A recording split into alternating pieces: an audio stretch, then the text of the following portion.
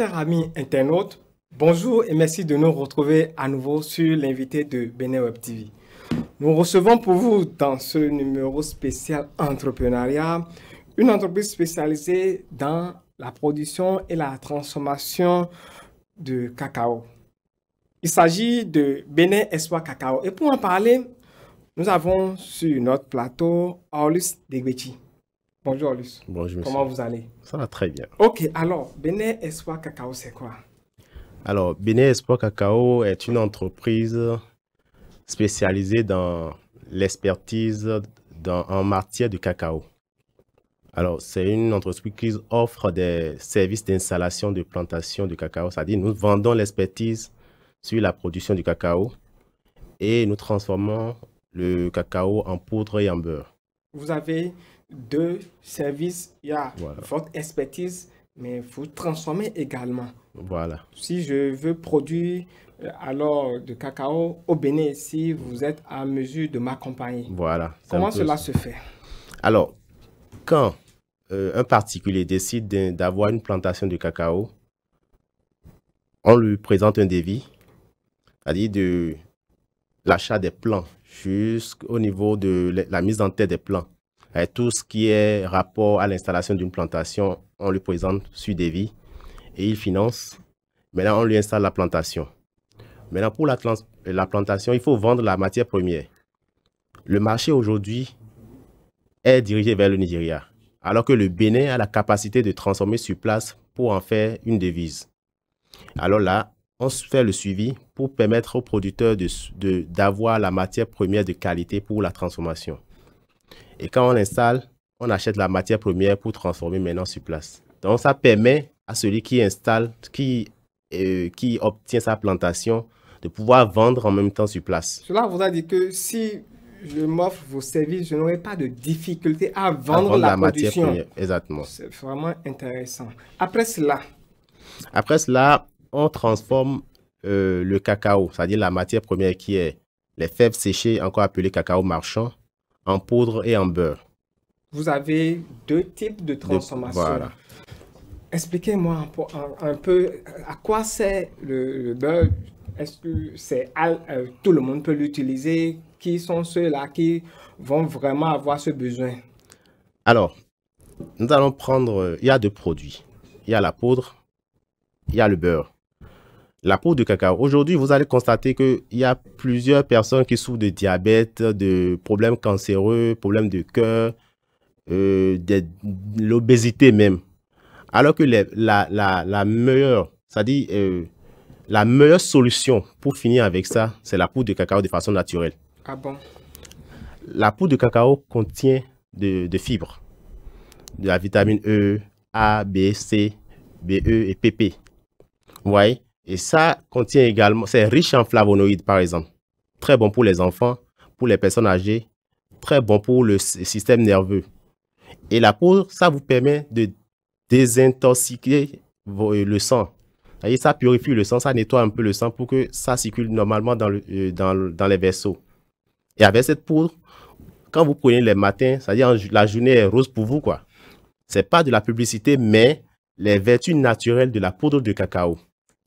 Comment cela se consomme? On consomme comme Voilà. de la bouillie ou bien je veux un peu comprendre. Non, on ne consomme pas comme de la bouillie, mais on le prend sous forme de thé. Voilà, comme on prend Nescafé, Milo. Alors que Nescafé que nous prenons, il y a du sucre, il y a du lait. Et il y a des additifs, il y a tout ce qui est, en tout cas, n'est pas trop conseillé. Il y a tout ça dedans. Mais quand vous prenez la poudre de cacao, c'est amer et c'est chocolaté, mais sans sucre. Ouais, quand vous prenez ça, vous êtes sûr que vous avez pris du naturel. Il n'y a pas de mélange. Quand vous goûtez même, vous allez constater que c'est amer et le goût chocolaté est là. Il n'y a pas des ajouts des Il n'y a pas d'ajout. Il n'y a pas d'ajout, il n'y a pas d'additif, il n'y a pas de conservateur. Alors, concernant le beurre, à quoi sert le beurre? Alors, le beurre, je m'en vais directement vers nos femmes d'abord. Et les femmes l'utilisent généralement pour les cheveux. Les cheveux, les soins corporels. On peut même le mélanger avec leurs produits cosmétiques, les pommades qu'elles utilisent et passer. D'abord, il y a une nuance entre le beurre de karité et le beurre de cacao. Généralement, le beurre de karité noircit la peau. Mais le beurre de cacao ne noircit pas la peau, mais permet de garder le teint que vous avez à l'origine. Voyez un peu. Alors, le beurre même, le beurre que nous avons est brut. Parce que nous, chez nous, il n'y a pas de mélange, il n'y a pas de conservateur, il n'y a pas d'ajout. Le beurre que nous utilisons peut être utilisé dans le cosmétique et également dans l'agroalimentation. C'est-à-dire, les pâtissiers, par exemple, peuvent l'utiliser. Les chocolatiers peuvent l'utiliser. Et tous ceux qui produisent des produits cosmétiques peuvent l'utiliser. Donc, ce n'est pas pour nous les hommes. C'est pour les hommes et pour les femmes. Parce que, bon, il y a aussi les hommes qui entretiennent aussi leurs cheveux avec le beurre du cacao. Même en amatant, comme les baumes de lèvres et tout, utilisez le beurre du cacao et vous n'avez pas de problème de fissure de lèvres. C'est simple, aussi simple que ça. Même le visage, les panaris, les entorses, en massage, c'est très bon pour les personnes malades. Est-ce que ces produits sont à la portée de tout le monde? Nos produits... Ce n'est pas destiné à une catégorie de personnes? Non, non, pas du tout. Nos produits sont destinés à tout le monde. D'abord, il y a 3 catégories de clients. Il y a les grossistes, il y a les semi-grossistes et le consommateur final.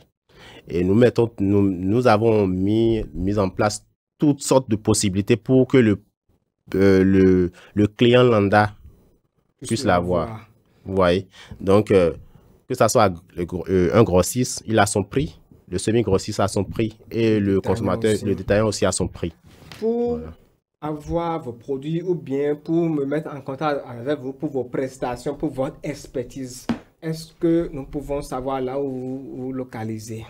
Alors, Bénin Espoir Cacao est à Calavi, à Boumé-Calavi, zone de Kota. Et nous avons également des circuits, bon, disons, des points de vente un peu partout, à Cotonou, à Porto-Novo, à Parakou et à Calavi également.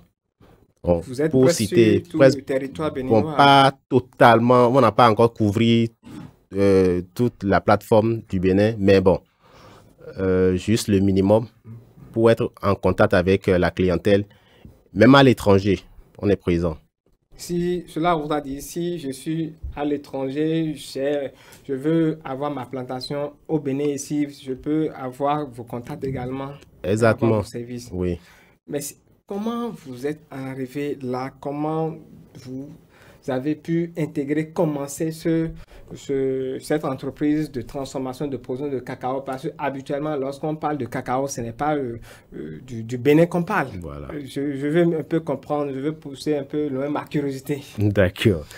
Alors, il faut dire que la production du cacao au Bénin n'est plus un mythe. D'accord? C'est une réalité. Et la production du Bénin aujourd'hui est susceptible d'avoir une usine de transformation à grande échelle. Le marché est là, il n'y a aucun souci pour cela. Maintenant, qu'est-ce qui m'a poussé à rentrer dans la production du cacao? D'abord, je suis technicien agroforestier de formation, donc j'ai fait le lycée agricole et j'ai fini en 2013. C'était en 2012 que j'ai commencé par nourrir cette passion pour la production du cacao, depuis 2012. Et je me suis toujours dit, je ne vais travailler pour personne, je dois être à mon propre compte. Encore que j'ai fait une formation agricole.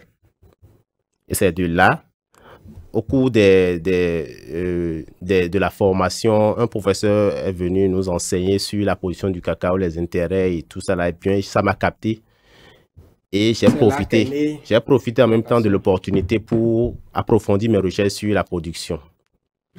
Et jusqu'à ce jour, j'ai toujours eu cette passion de faire de la production du cacao du Bénin une réalité c'est-à-dire avec une forte conviction qui ne dit pas son nom, quoi. L'établissement Bénin Espoir Cacao est né quand? L'établissement Bénin Espoir Cacao est né en 2017. En 2017, bien vrai, il faut dire qu'au départ, l'objectif était d'avoir une plantation personnelle et exploiter, vendre la matière première. Et j'ai été confronté à la question de propriété de terre. Donc, je n'avais pas de terre. Qu'est-ce qu'il faut faire? Bon, il faut trouver autre chose carrément pour continuer. Et c'est là, je me suis dit, bon, comme il y a la matière première, pourquoi ne pas commencer par la transformation directe? Voilà.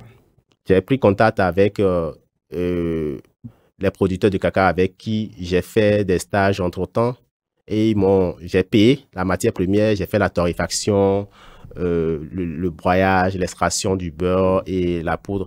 Dans ce moment, je n'avais pas pu faire l'extraction du beurre. Donc, j'ai broyé seulement, simplement, et puis l'odeur chocolatée était là, la poudre était là. Bon, j'ai fait le conditionnement dans des petits sachets bien emballés de 100 francs, que j'ai fait vendre même à l'UAC pour test. Les gens ont aimé, ils ont apprécié, mais j'ai constaté que le chiffre d'affaires que j'ai fait était pas suffisant. Non, c'était considérable, quoi. Oh, quand j'ai investi une petite somme, j'ai commencé avec à peine 25 000.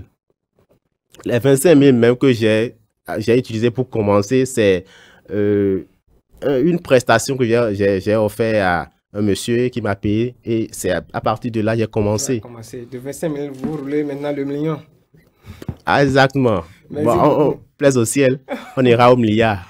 Est-ce que vous avez eu à rencontrer des difficultés depuis 2017, vous avez dit, oui, à aujourd'hui? Est-ce qu'il y a des difficultés? Est-ce que c'est aussi facile d'entreprendre au Bénin? Je dirais c'est pas aussi facile, c'est pas aussi difficile. C'est mixte, je dirais. Parce que, sans vous mentir, de façon honnête, jusqu'à ce jour, je n'ai jamais reçu de financement ni de subvention. Mais pourtant, je tiens le coup. C'est bon. Ça peut dire quoi? Ça peut dire d'abord, pour entreprendre, il faut avoir la tête sur les épaules. Et quand on a l'idée d'entreprendre, il faut dire coûte que coûte. Quand on a confiance en soi-même, il faut aller au fond. Il faut foncer. Et de ne jamais baisser les bras. Parce qu'il y a même des fois où je me retrouve en rupture de stock. Alors que si j'avais de financement pour booster l'activité, je n'aurais jamais de rupture de stock. Parce que quand tu produis, automatiquement, ça peut traîner. Et des gens vont passer commande, mais pour passer la commande, c'est en gros. Et quand tu livres tout le temps de faire la production, tu as d'autres commandes à satisfaire, mais tu es obligé de dire, attendez-moi, tel jour, tel. Donc ça, c'est ça qui est un peu la difficulté que je rencontre pour le moment. Mais j'y travaille pour ne plus avoir de rupture de stock. Mais si éventuellement, j'arrive à obtenir une subvention ou de financement, alors là, c'est la totale. Merci beaucoup. Merci. Quel est votre mot de fin à l'endroit de la jeunesse et à l'endroit des Béninois, de la population? Mon mot de la fin, c'est de dire à la population béninoise de commencer par consommer Made in Bénin, réellement. C'est pas ce qu'on dit, consommons local, mais derrière, ils achètent tout ce qui est importé. Aujourd'hui, quand on parle du cacao, les gens font allusion à la Côte d'Ivoire, le Ghana, le Cameroun et autres. Alors que le Bénin, dans les anciens temps, produisait le cacao. Mais à un moment donné, ils ont stoppé parce qu'ils n'avaient pas le marché d'écoulement. Et il n'y avait pas un suivi. Mais aujourd'hui, c'est recadré. Et nous avons la possibilité de produire le chocolat sur place. D'ailleurs, il y a d'autres qui le font, mais je ne sais pas si ils utilisent à 100% la matière première du Bénin. Je ne sais pas si... Bon, je ne peux pas aller sur ce terrain. Mais ce que je dis, c'est que la population béninoise sache que le Bénin produit du cacao. Et pour en donner un exemple, allez dans la zone de Sakété, Pobé, Ifeanyi, même à Tori, à Lada. J'ai installé dernièrement une plantation à Tori qui est, bon, c'est une jeune plantation qui est à Tori actuellement. À Lada, il y a une plantation. Vous voyez un peu, même dans le zoo, il y a des plantations de cacao. Également dans le zoo. Dans le zoo. Donc, si des gens veulent installer des plantations, je vais donner rapidement les zones favorables au Bénin pour mon mot de la fin. Rapidement, oui. Les zones favorables à la culture du cacao au Bénin sont, il y a le Monokoufo, le Zou, l'Atlantique et l'Ouémé Plateau. C'est le plateau qui est le bassin. La zone propice même, la zone qui a plus d'hectares pour le moment. Voilà un peu ce que j'ai à dire et merci beaucoup à Bénin Web TV de m'avoir offert cette opportunité de m'exprimer encore une fois et de permettre à d'autres opérateurs économiques de se vendre, de donner leur expertise sur le bien-être de notre nation et pour le développement de la communauté béninoise. Merci beaucoup, Orlus Degbeji. Merci à l'établissement Bénin Espoir Cacao. Merci pour votre passage. Merci également à nos chers internautes pour nous avoir suivis. Nous prenons le rendez-vous pour un prochain numéro et à bientôt.